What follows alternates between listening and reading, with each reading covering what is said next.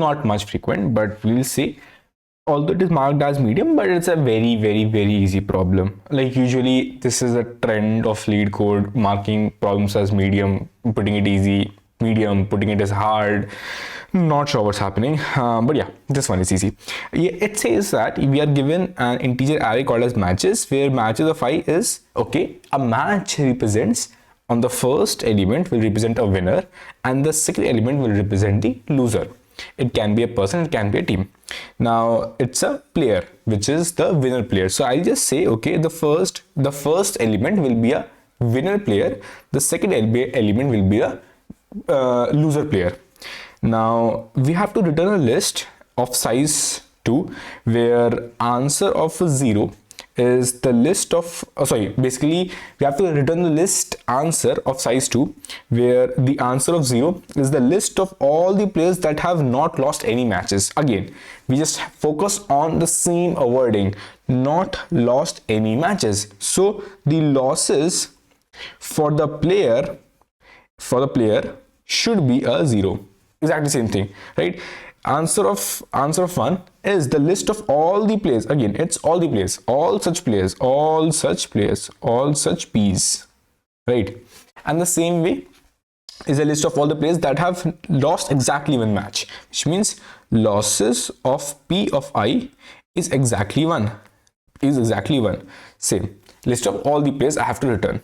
Now the two values in the two list should be returned in the increasing order. This is the thing with which we need to decide the data structure, what we need of, right? Cool. Now just a note that you should only consider the players that have played at least one match, which means, okay, player should have at least played one match. I cannot say, okay, the player, let's say 5, he has not even played a match, so I just say, okay, because his losses are 0, so actually like he should be the winner. No, he should have at least played a match, and then if his losses are 0, only then I will actually make him as a winner, or basically make him as a player which has not lost any match, right? So this is the condition which you have to make sure that you will consider the player in this loss of P of I equal to 0 only when he has actually played a match. So because by default you see na values are 5, like, because I'm thinking that you have right now known that what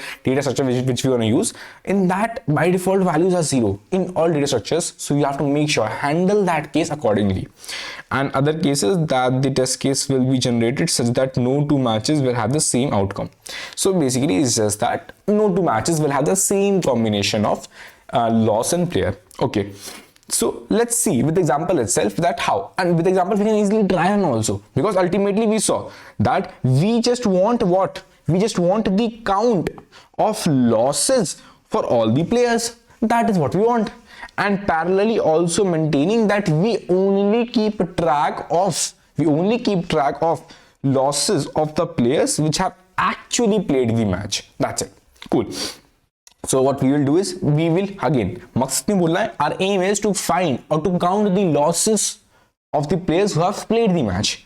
We will go loss of 1 will actually be a 0.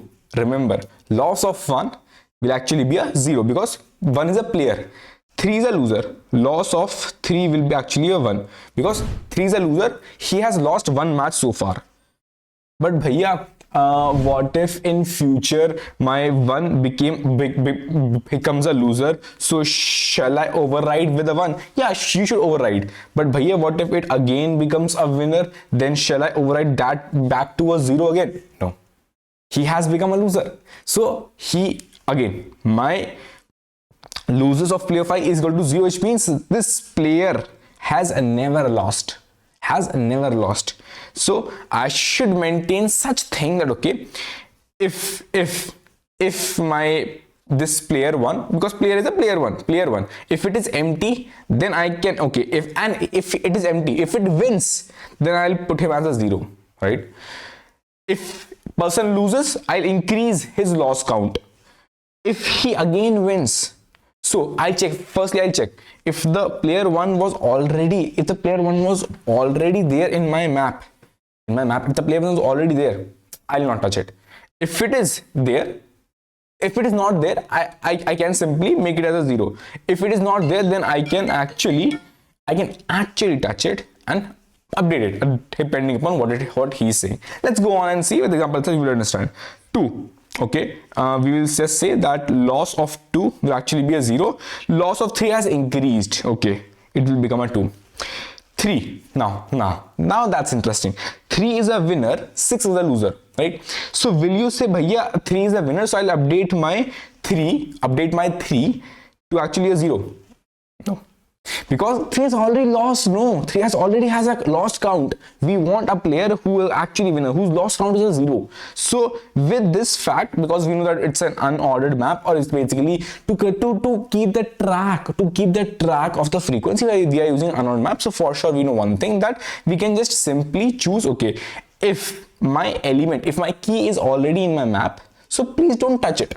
So as you can see, my key was already there in the map, so I'll just don't touch it, I'll skip it. For 6, okay, for 6 I can increase the lost count. Let's say lost count is increased to 1 for 6. Okay, go on to next. 5 and 6. 5 is a winner. Okay, 5, I can just say 5 is a winner, so 5 is a winner. 6, you will see 6 is simply a loser. 6 lost count will actually increase. 5 is a winner. Okay, 5 is a winner. Oh, lost count of 5 is 1, so don't touch it. 7 is a loser. Okay, lost count of 7 is actually a 1 now. Now 4 is a winner, 5 is a loser.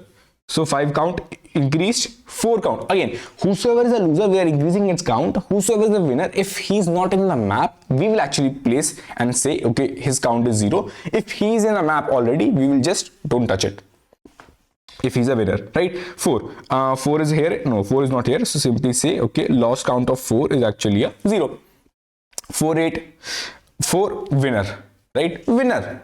I am concerned about losing count. So if it's a winner, no matter he has in the map or not, don't touch it. So I'll don't touch it. Okay, he's a winner, I don't touch it. 8, I'll just increase its lost count. Lost count of 8 actually becomes a 1. Okay, go on to 4, 9. Again, 4 is a winner. Cool. 9 is a loser. Okay, lost count of 9 will actually become a 1. And then 10, 4, 10. Lost count of 10 will become a 0. 4, lost count of 4 will actually become a 1 now. Okay, great. 10, 9, lost count of 10 again simply remains 0. 9, lost count will become a 2.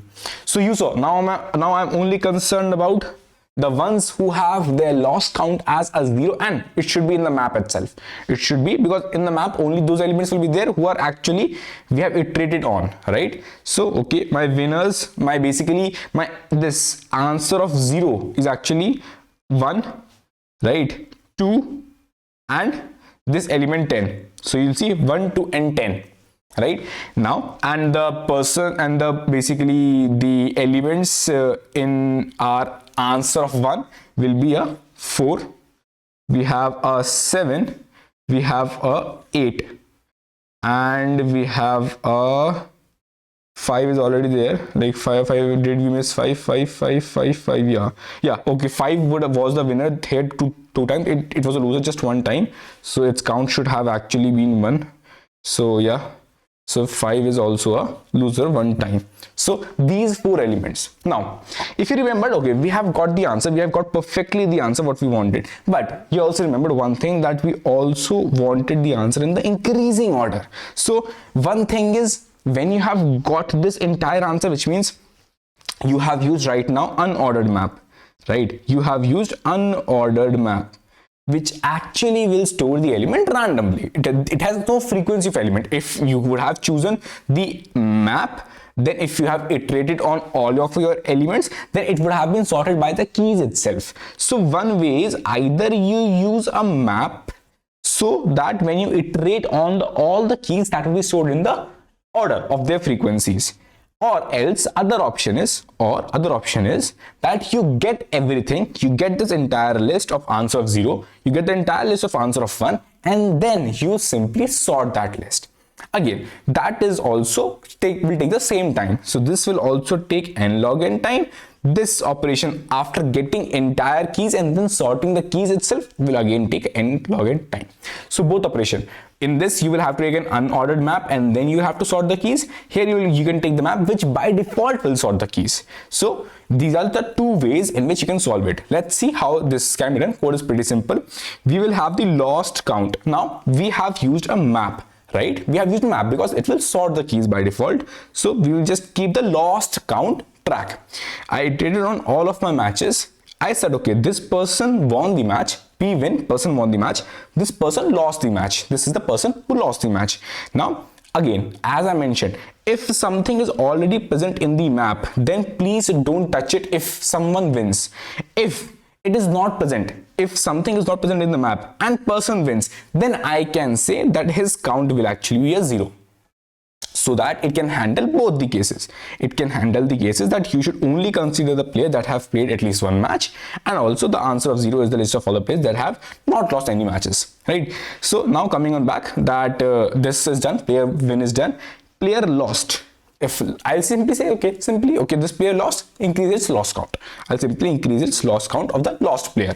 Then I will have to make two arrays, right? Answer of 0 and answer of 1. Remembered? Answer of 0 and answer of 1. Answer 0 is the list of all the players that have not lost any matches, which means 0 lost.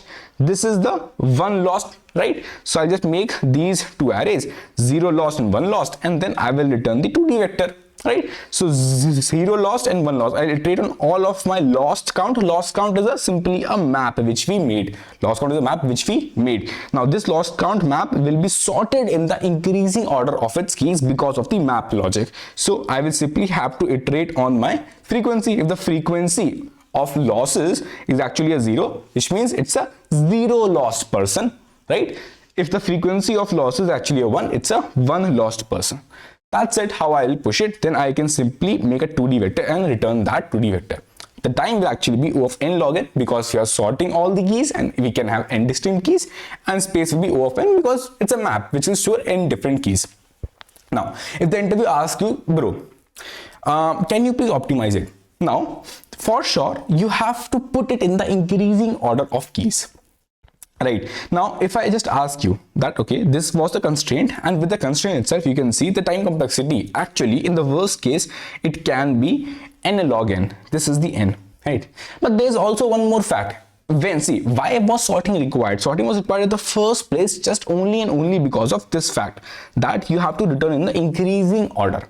Now, if I ask you that you have some values, values are these values, which is the keys itself, right? So you have some values, which is this winner of I and loser of I, and I ask you, you have to maintain the frequency and you have to return in the increasing order, right?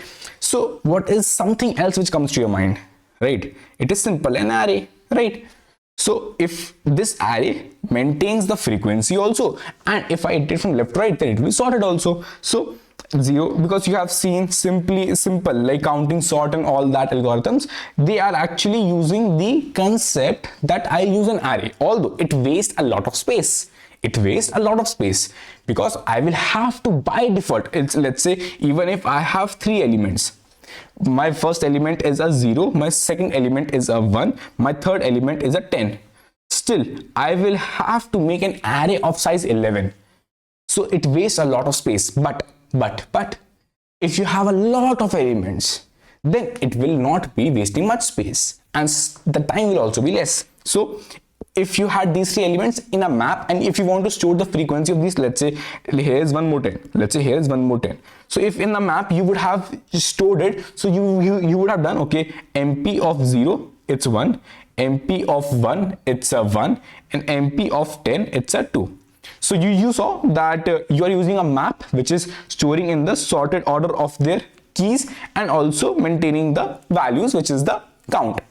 The same way you can do it by using a counting sort algorithm such that, okay, you will make an array of the maximum element which you have right now. So for me, the maximum element is 10. So as to accommodate that maximum value, I need to make an array of size 11 so that my next 10 can come in for sure.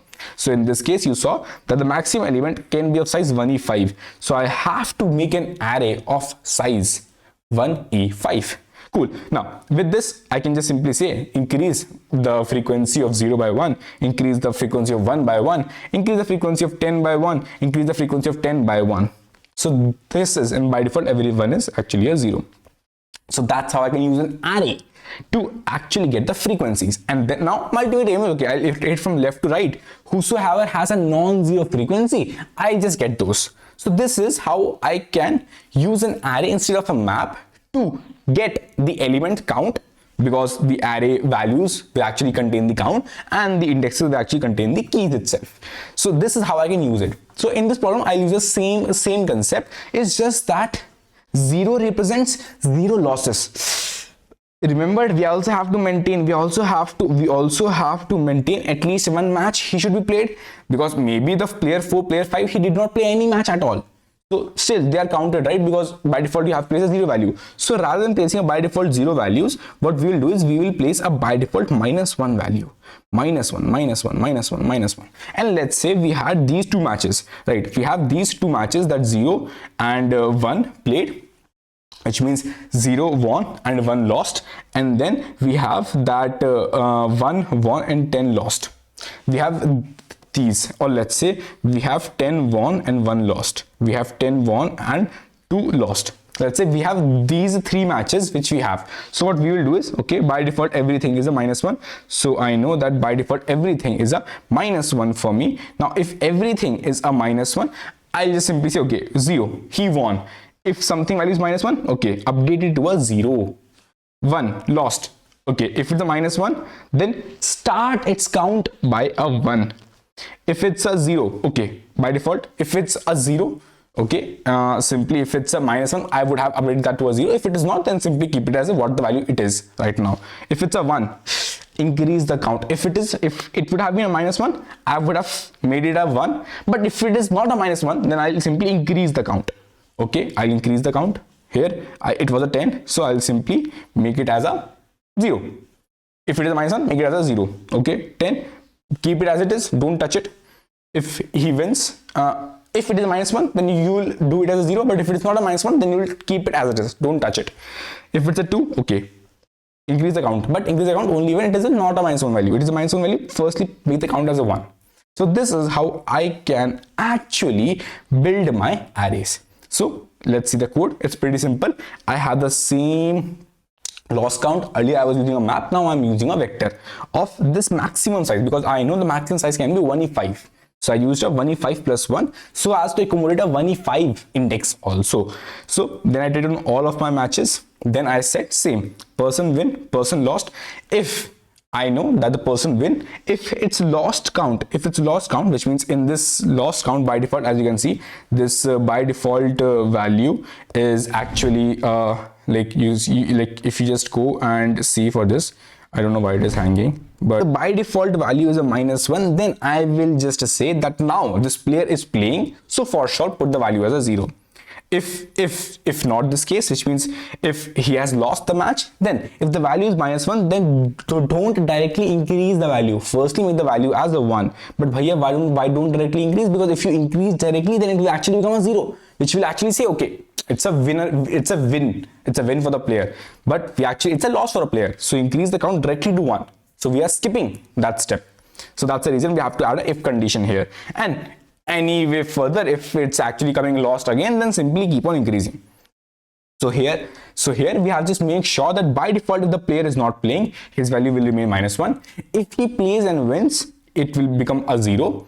If he lose, then his loss count will keep on increasing again and again. Now when this entire thing is done, I'll simply have the same 0 and lost vector. I'll simply return all of my keys. These are the indexes which I can have.